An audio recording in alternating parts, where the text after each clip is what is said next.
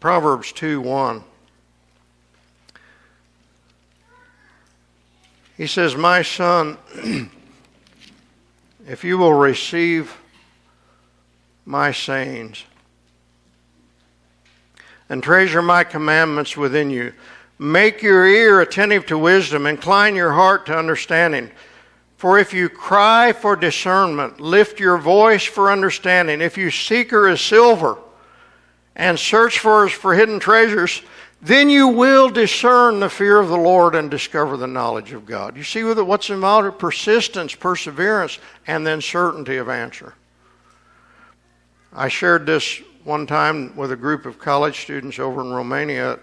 I had a different message, and the meeting got longer and longer and longer before I could ever speak, and I kept cutting down the message. Finally, I thought, I'm just going to get up and talk to them about these verses.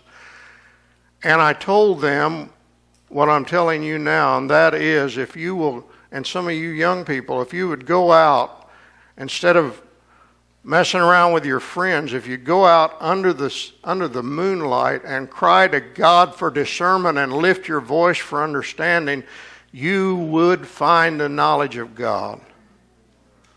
He does not reveal his secrets to those that are laid back.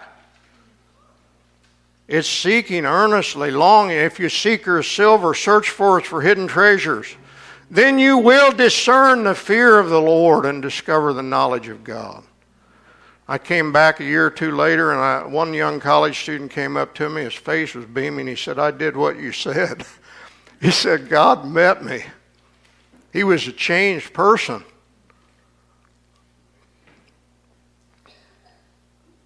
If you seek her as silver, how do men seek for silver? And how do they search for hidden treasures? Well, they persist. That's how they do it.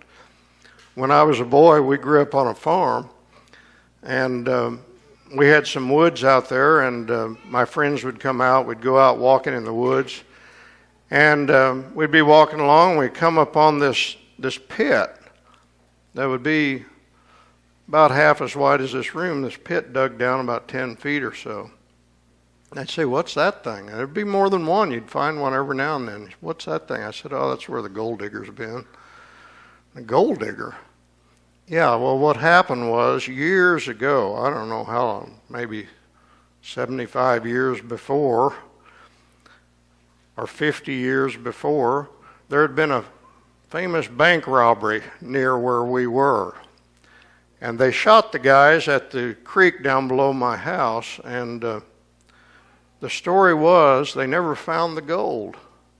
And the story was those guys had hidden that gold somewhere in that woods. Somewhere in the woods. I mean, we're talking about digging the rest of your life to try to find that gold.